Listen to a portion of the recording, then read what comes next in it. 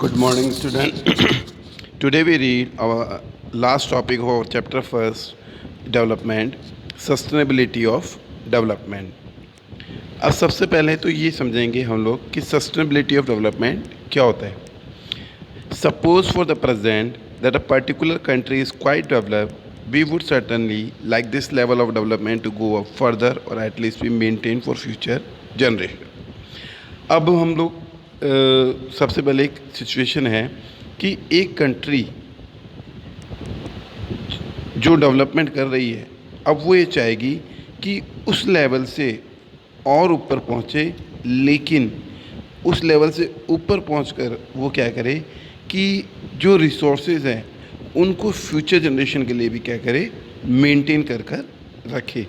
तो यहाँ पर सस्टेनेबिलिटी ऑफ डेवलपमेंट का मतलब हो गया development should be take place without damaging present environment so that it may benefit it to present as well as future generation.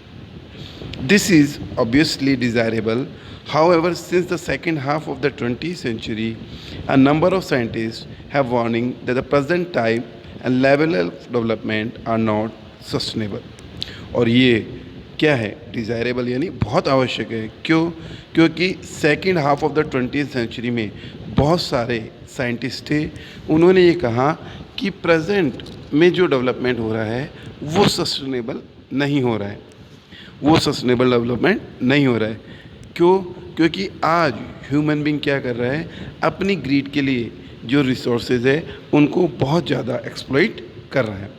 अब देखिए एक एग्जांपल दिया है यहाँ पर, ground water in India. Recent evidence suggest that the ground water is under serious threat of over use in many part of the country. अब जैसा आपको मालूम ही है कि कई जगह जो ग्राउंड वाटर है उसका बहुत ज़्यादा यूज़ किया जा रहा है, जिससे क्या हो रहा है, वाटर का लेवल धीरे धीरे कम हो रहा है. About 300 scientists have reported a water level decline of over 4 meter during the past 20 years. अब बहुत से जो 300 डिस्ट्रिक्ट हैं वहाँ पर ये बताया गया है कि जो पानी का लेवल है वो 4 मीटर नीचे चला गया है. Nearly 1/3 of the country is over using the ground water reserve. और हमारे देश की जो 1/3 पॉपुलेशन है वो क्या कर रही है, ग्राउंड वाटर का ओवर यूज़ कर रही है. In another 25 years, 60% of the country would be doing the same if the present way of using the resources continue.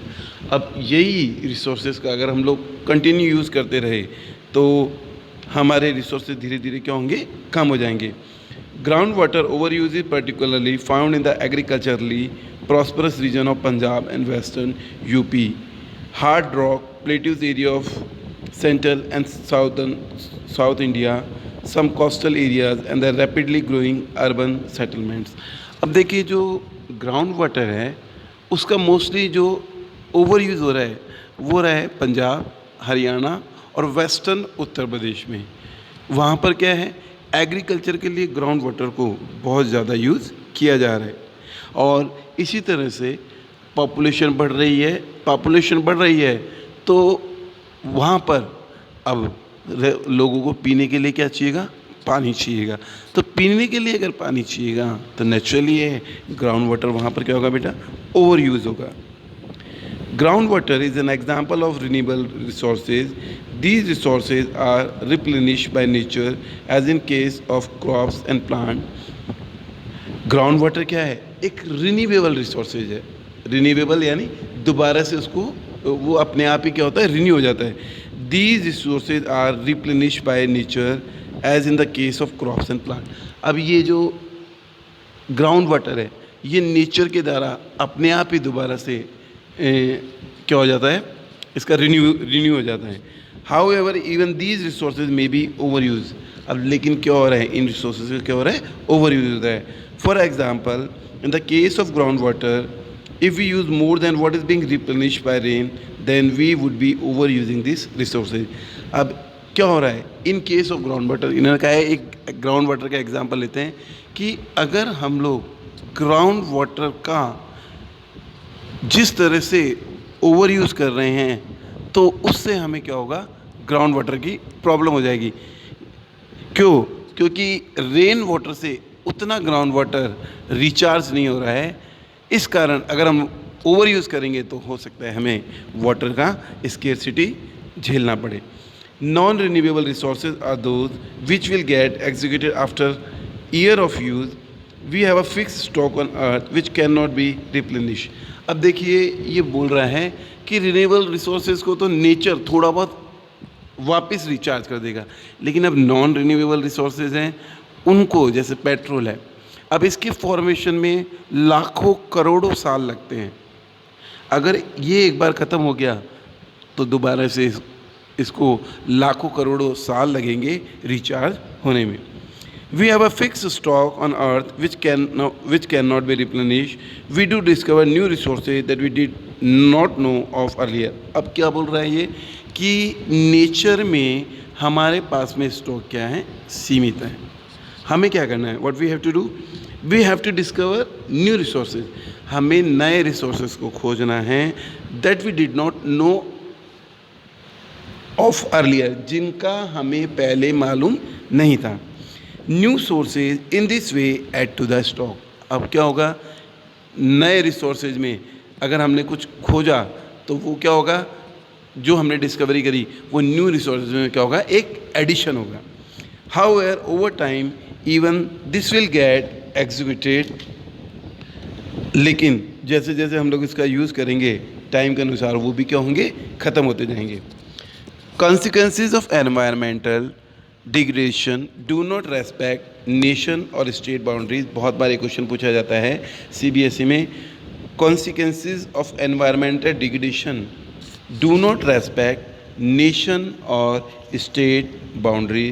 बिल्कुल सही बात है कि जो पर्यावरण से संबंधित जो छेड़खानी है उसको हमने कुछ परेशान किया पर्यावरण को, तो वो किसी भी नेशनल और स्टेट बाउंड्रीज़ का आदर नहीं करती है। और ये जो इशू है ये किसी एक रीजन का नहीं है, this issue is related to the whole country, यानी पूरी कंट्री से रिलेटेड है ये इशू। क्योंकि जो एनवायरनमेंट से संबंधित प्रॉब्लम है उसका हम ये नहीं बोल सकते कि इंडिया ये कर रहा है, इंडिया कर रहा है उसके साथ में पूरे कंट्री के अंदर कुछ ना कुछ एनवायरमेंटल जो डिग्रेडेशन है चल रहा है। तो ये एनवायरमेंटल डिग्रेडेशन है वो किसी नेशन और स्टेट का प्रॉब्लम नहीं है, ये पूरे कंट्री का, पूरे वर्ल्ड का प्रॉब्लम है। अब देखिए इसका आंसर कैसे होगा, कई बार पूछ लेते हैं consequences of environmental degradation do not respect nation और state boundaries justify the statement. तो अब हमको इसमें क्या लिखना है, इसमें देखिए क्या लिखना है, this issue is no longer region और नेशन स्पेसिफिक। ये जो इशू है किसी रीजन या नेशन का नहीं है। क्यों नहीं है, because our future is link together, क्योंकि हमारा फ्यूचर क्या है भाई, लिंक है आपस में एक दूसरे से। Sustainability of development is comparatively a new area of knowledge in which scientist, economist, philosopher and other social scientist are working together. अब सस्टेनेबिलिटी ऑफ डेवलपमेंट क्या है, न्यू एरिया है जिसमें साइंटिस्ट हैं, इकोनॉमिक्स हैं, फिलोसफर हैं और जो अदर सोशल साइंटिस्ट हैं वो क्या कर रहे हैं, टुगेदर वर्क कर रहे हैं। In general the question of development और प्रोग्रेस इज़ पेरिनिलियर। अब ये क्या बोल रहा है कि जो डेवलपमेंट और प्रोग्रेस है उसका क्वेश्चन हमेशा क्या करता है, पेरिनिलियर, चलता रहता है। At all time, as a member of society and as an individual, we need to ask where we want to go, what we wish to become, and what our goals are, so the debate on development continue. अभी